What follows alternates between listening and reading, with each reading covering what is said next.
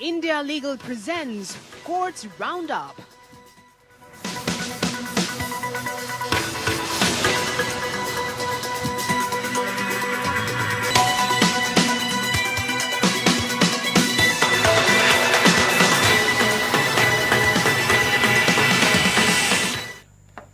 नमस्कार, स्वागत है आप सभी का कोर्ट्स राउंड अप में। इस बुलेटिन में अगले आधे घंटे हम आपको कोर्ट से जुड़े तमाम छोटी बड़ी खबरों से रूबरू करवाएंगे। मैं हूं आपके साथ कुमार कुणाल धीरज। कोर्ट की कार्यवाही सुप्रीम कोर्ट से लेकर हाई कोर्ट और लोअर कोर्ट्स तक के फैसलों को आज आपके सामने रखेंगे। तो आइए शुरू करते हैं आज का courts round up. India Legal presents Courts Roundup.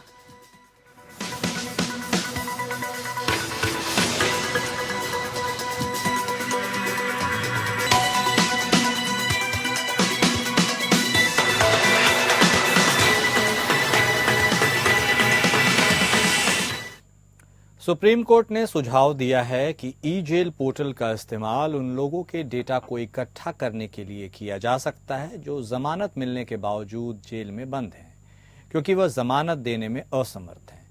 Justice अभय अशोक और जस्टिस ए.जी. मसीह की पीठ एक स्वतः संज्ञान मामले की सुनवाई कर रही थी, जिसमें उसने यह सुनिश्चित करने के लिए आदेश पारित किए हैं कि जमानत पाने वाले कैदियों को बिना देरी के रिहा किया जाए। पिछली बार कोर्ट ने ई जेल पोर्टल कैसे काम करता है इसका प्रदर्शन करने के निर्देश दिए थे।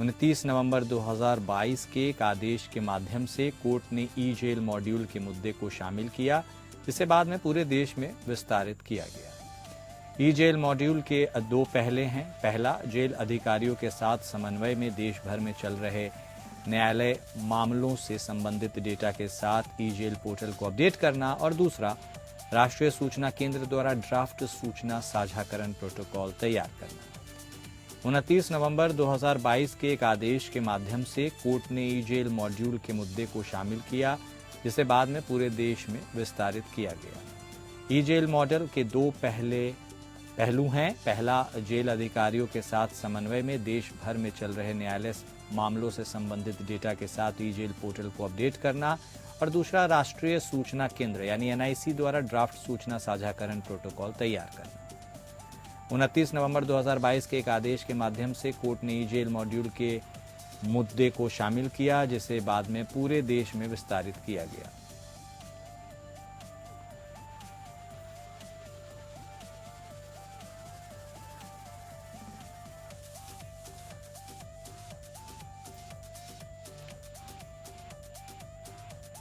इसके साथ ही हम आपको बता दें, जो हम आपको बता रहे थे कि इसके दो पहलू हैं। पहला, जेल अधिकारियों के साथ समन्वय में देश भर में चल रहे न्यायालय मामलों में संबंधित डेटा के साथ ई जेल पोर्टल को अपडेट करना, और दूसरा, राष्ट्रीय सूचना केंद्र द्वारा ड्राफ्ट सूचना साझाकरण प्रोटोकॉल तैयार करना। उन्होंने पीटीएन यानी पूर्व परीक्षण संख्या के प्रकाशन, सीएनआर केस नंबर रिकॉर्ड और पीआईडी जेल आईडी के मिलान, जेल अधिकारियों द्वारा सीएनआर के बिना मामलों की ट्रैकिंग और एकीकरण के संदर्भ में वैधानिक प्रपत्रों की समीक्षा की। उन्होंने कहा कि ये प्रपत्र वर्तमान में दंड प्रक्रिया संहिता और राज्यों के मैनुअल का हिस्सा है।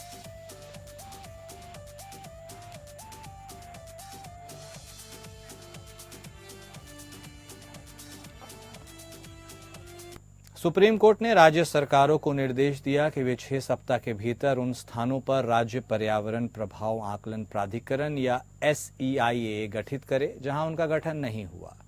यह निर्देश तब दिया गया जब न्यायालय राष्ट्रीय हरित अधिकरण या NGT के उस आदेश के विरुद्ध दीवानी अपील पर सुनवाई कर रहा था, जिसमें SEIA के बजाय जिला पर्यावरण प्रभाव आकलन प्राधिकरण या DEIAA द्वारा कुछ पट्टों में पर्यावरण मंजूरी दिए जाने को अस्वीकृत किया गया था।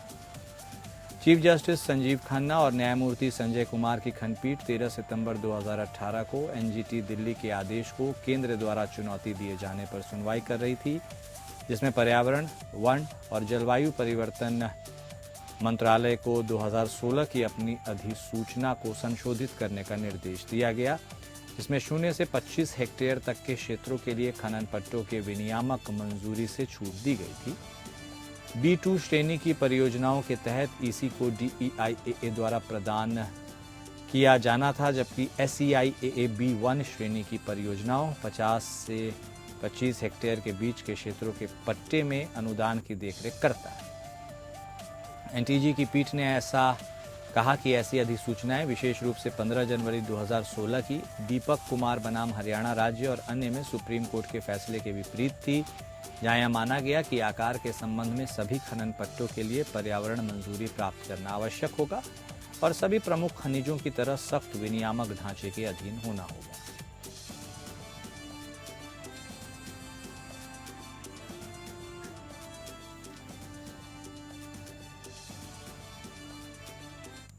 सुप्रीम कोर्ट ने निर्वाचन आयोग से पूर्वोत्तर राज्यों, विशेष रूप से अरुणाचल प्रदेश और नागालैंड में परिसीमन अभ्यास करने के लिए उठाए गए कदमों के बारे में पूछा है। चीफ जस्टिस संजीव खन्ना और जस्टिस संजय कुमार की खंडपीठ भारत के 4 उत्तर पूर्वी राज्यों मणिपुर, असम, नागालैंड और अरुणाचल प्रदेश में परिसीमन की मांग करने वाली याचिका पर सुनवाई कर रही थी।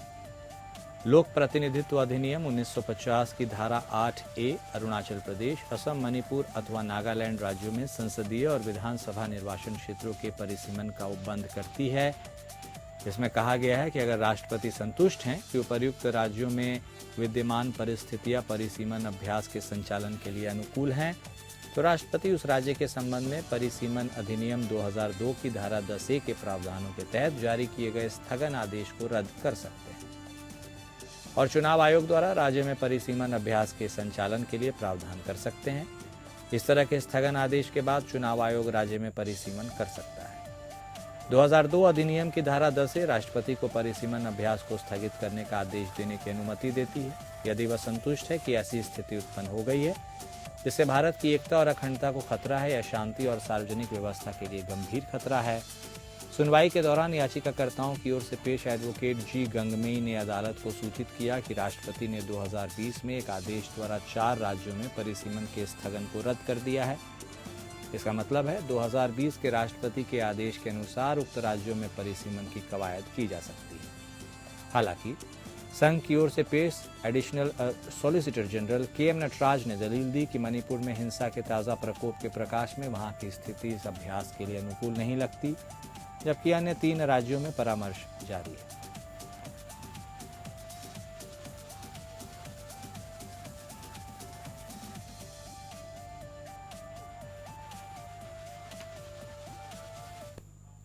सुप्रीम कोर्ट ने जयपुर के फोर्टिस अस्पताल के डॉक्टर को अग्रिम जमानत देने से इनकार किया, जिस पर अंतर्राष्ट्रीय रैकेट के सिलसिले में अवैध किडनी ट्रांसप्लांट करने का आरोप है। यह कहते हुए कि यह गंभीर मामला है, इसकी कानून के अनुसार जांच की जानी चाहिए। जस्टिस CT रवि कुमार और जस्टिस संजय करोल की खंडपीठ ने विशेष अनुमति याचिका खारिज की। 30 अगस्त को राजस्थान हाईकोर्ट की जयपुर पीठ के जस्टिस गणेश राम मीना ने दंड प्रक्रिया संहिता की धारा 438 के तहत याचिकाकर्ता को अग्रिम जमानत देने से इनकार किया था। जस्टिस रवि कुमार ने सुनवाई शुरू करते हुए कहा, इस तरह के गंभीर मामले में अग्रिम जमानत का कोई सवाल ही नहीं उठता। याचिकाकर्ता के वकील ने जब अपनी दलीलें शुरू की तो अदालत ने स्पष्ट रूप से यह स्पष्ट किया कि वह गुणदोष के आधार पर कुछ नहीं कहेगी और जब तक वकील अपने मुवक्किल के खिलाफ कोई प्रतिकूल आदेश नहीं चाहता, उसे बहस नहीं करनी चाहिए। फिर भी वकील ने अपनी दलीलें जारी रखी और कहा कि मानव अंग और ऊतक प्रत्यारोपण अधिनियम 1994 के तहत कार्यवाही स्वीकार्य नहीं है। जस्टिस रवि कुमार ने कहा, आरोप है कि कई लोगों की किडनी निकाली गई। हम आपकी गिरफ्तारी का आदेश नहीं दे रहे हैं, लेकिन हम अपनी आंखें बंद नहीं कर सकते जब गंभीर आरोप हों। वकील ने स्पष्ट करने की कोशिश की कि ऐसा नहीं है कि किडनी नहीं निकाली गई, लेकिन मरीज की सहमति से निकाली गई। उन्होंने यह भी कहा कि आरोप यह है कि किडनी लेने वाले और देने वाले का 1994 के अधिनियम के अनुसार संबंध होना चाहिए। उन्होंने कहा, हम NOC के आधार पर ऑपरेशन कर रहे हैं, जो सरकारी अधिकारियों द्वारा दिया जाना चाहिए, जो अस्पताल के प्रबंधन को दिया जाता है। वे संबंधित होना चाहिए। ऐसा नहीं है कि हम बिना जानकारी के किडनी निकाल रहे हैं। वकील ने कहा कि मरीज ही उनके पास आता है और कहता है कि प्राप्तकर्ता और दाता संबंधित है। हालांकि अदालत ने कोई सुरक्षा देने से इनकार किया और दोहराया कि मामले की जांच की आवश्यकता है। इस पर वकील ने जवाब दिया कि वे जांच में सहयोग कर रहे हैं। इसके अलावा उन्होंने बताया कि मामले में कथित रूप से शामिल प्रबंधन के लोगों को पहले ही जमानत मिल चुकी है। दिल्ली हाईकोर्ट ने एयरसेल मैक्सिस मामले से जुड़े मनी लॉन्ड्रिंग मामले में सीनियर कांग्रेस नेता P. चिदम्बरम के खिलाफ ट्रायल कोर्ट की कार्यवाही पर रोक लगाई है। जस्टिस मनोज कुमार ओहरी ने प्रवर्तन निदेशालय द्वारा उनके खिलाफ दायर आरोप पत्र पर संज्ञान लेने वाले ट्रायल कोर्ट के आदेश को चुनौती देने वाली चिदम्बरम की याचिका पर सुनवाई करते हुए आदेश पारित किया। चिदम्बरम ने अभियोजन के लिए मंजूरी न मिलने के आधार पर आदेश को चुनौती दी है। उनका प्रतिनिधित्व सीनियर एडवोकेट एन हरिहरन और एडवोकेट अर्शदीप सिंह और अक्षत गुप्ता ने किया। 27 नवंबर 2021 को ट्रायल कोर्ट ने मामले में पी चिदम्बरम और कार्ति चिदम्बरम के खिलाफ सीबीआई और ईडी द्वारा दायर आरोप पत्रों पर संज्ञान लिया था। ट्रायल कोर्ट ने कहा था कि भ्रष्टाचार और मनी लॉन्ड्रिंग के मामलों में चिदम्बरम और अन्य आरोपियों को बुलाने के लिए पर्याप्त सबूत हैं। यह मामला वर्ष 2006 में तमिलनाडु स्थित नेटवर्क कंपनी एयरसेल में मलेशिया स्थित मैक्सिस कंपनी द्वारा किए गए विदेशी निवेश के लिए दी गई FIPB मंजूरी से संबंधित भ्रष्टाचार और मनी लॉन्ड्रिंग के आरोपों से संबंधित है। यह आरोप लगाया गया कि तत्कालीन वित्त मंत्री पी चिदम्बरम ने 3500 करोड़ रुपए के एयरसेल मैक्सिस सौदे को मंजूरी देने के लिए रिश्वत ली थी और यह राशि उनके बेटे कार्ति से जुड़े कंपनियों के माध्यम से भेजी गई। सीबीआई और ईडी दोनों ने अलग अलग भ्रष्टाचार निवारण अधिनियम और मनी लॉन्ड्रिंग निवारण अधिनियम के तहत लेन देन के संबंध में मामले दर्ज किए। ईडी ने 13 जून 2018 को शिकायत दर्ज की। सीबीआई ने जुलाई 2018 में आरोप पत्र दायर किया था।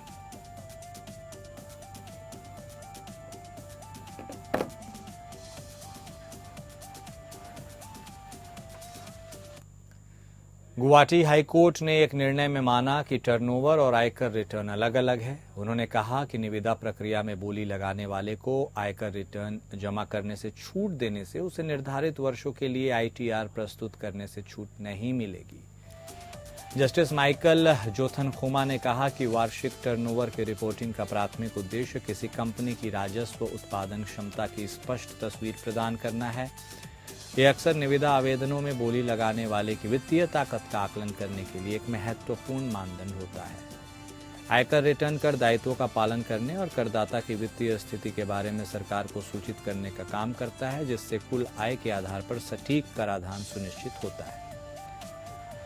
इस मामले में याचिकाकर्ता की शिकायत यह थी कि हथकरघा के निर्माता और आपूर्ति के रूप में सूचीबद्ध होने के लिए उसकी बोली को इस आधार पर अयोग्य घोषित कर दिया गया था कि उसने ई-टेंडर नोटिस के तहत निर्धारित पिछले 3 वर्षों के लिए ITR जमा नहीं किया था। NIT के खंड 13 भाग H में प्रावधान है कि पिछले 3 वित्तीय वर्षों के लिए ITR और वार्षिक लेखा परीक्षित रिपोर्ट प्रस्तुत की जानी चाहिए। न्यायालय के समक्ष मुद्दा यह था कि क्या उपरोक्त दस्तावेज औसत वार्षिक वित्तीय कारोबार के दायरे में आएंगे। कोर्ट ने कहा कि आयकर रिटर्न कर अधिकारियों के साथ दायर एक औपचारिक दस्तावेज है जो किसी दिए गए वित्तीय वर्ष के लिए आय, कटौती और देय करों की रिपोर्ट करता है। इसमें आय के विभिन्न स्रोत शामिल हैं, जिनमें टर्नओवर शामिल है, लेकिन उस वक्त सीमित नहीं है। आयकर रिटर्न में कुल आय, स्वीकार्य कटौती, कर क्रेडिट और अंतिम कर देयता जैसे व्यापक वित्तीय विवरण शामिल हैं। यह निवेश या अन्य गैर परिचालन स्रोतों से आय को भी दर्शा सकता है।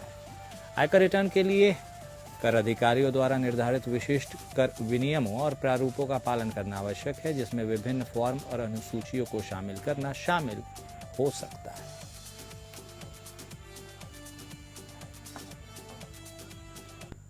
सड़क दुर्घटना में मौके पर ही मरने वाली 33 वर्षीय महिला के परिवार को दिए जाने वाले मुआवजे में वृद्धि करते हुए झारखंड हाई कोर्ट ने कहा कि परिवार में उसके योगदान के आकलन में भविष्य की संभावनाओं को भी शामिल किया जाना चाहिए। मोटर वाहन दुर्घटना दावा न्यायाधिकरण द्वारा दिए गए मुआवजे को 3,84,000 से संशोधित कर 5,69,600 रुपए करते हुए न्यायालय ने कहा कि मुआवजे की राशि का आकलन करते समय भविष्य की संभावना के रूप में आय का 40% जोड़ना उचित होगा। भविष्य की संभावनाओं के लिए मुआवजा देने के पहलू पर निर्णयों का उल्लेख करते हुए न्यायमूर्ति सुभाष चंद्र ने अपने आदेश में कहा, रिकॉर्ड पर मौजूद साक्ष्यों से पता चलता है कि मृतक 33 वर्षीय महिला थी और विद्वान न्यायाधिकरण ने माना कि वह घरेलू महिला थी, इसलिए उसकी काल्पनिक आय 3,000 रुपए प्रति माह आंकी गई थी। आरोपित निर्णय से यह स्पष्ट है कि विद्वान न्यायाधिकरण ने मृतक के भविष्य के लिए कुछ भी आदेश नहीं दिया है, इसलिए मृतक जो दुर्घटना की तिथि को 33 वर्ष की थी एक घरेलू महिला थी।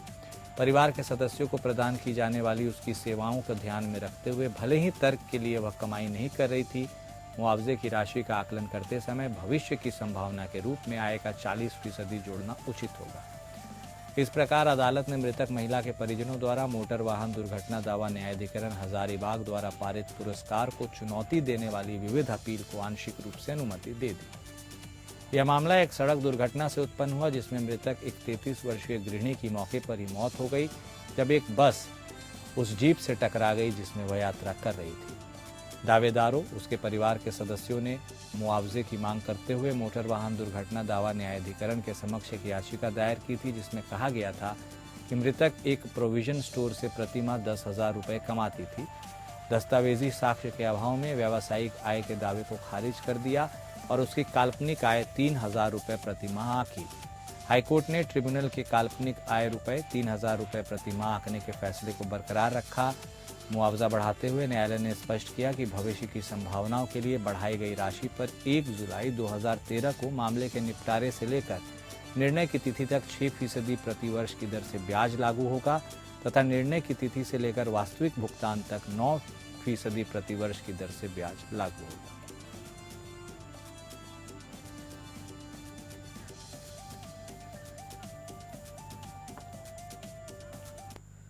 सुप्रीम कोर्ट ने माना है कि अनुकंपा नियुक्ति एक निहित अधिकार नहीं है जिसे किसी भी प्रकार की जांच या चयन प्रक्रिया के बिना प्रदान किया जा सकता है। कोर्ट ने दोहराया कि अनुकंपा नियुक्ति हमेशा विभिन्न मापदंडों की उचित और सख्त जांच के अधीन होती है। इसी संदर्भ में आइए इंडिया लीगल वेब रिपोर्टर से समझें कि अनुकंपा नियुक्ति किस आधार पर की जाती है।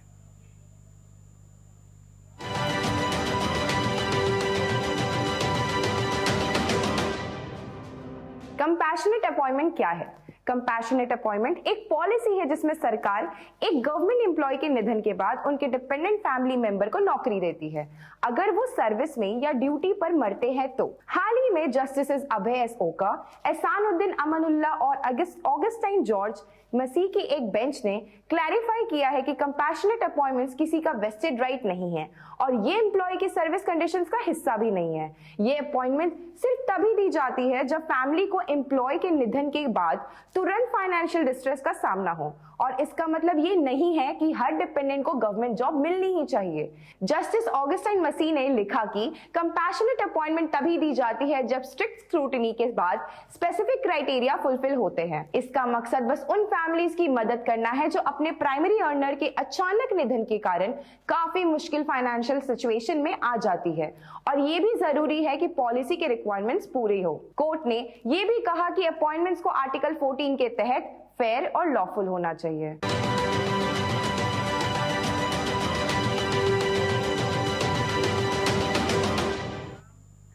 और कोर्ट्स राउंड अप में अभी के लिए इतना ही। नमस्कार। India Legal presents Courts Roundup.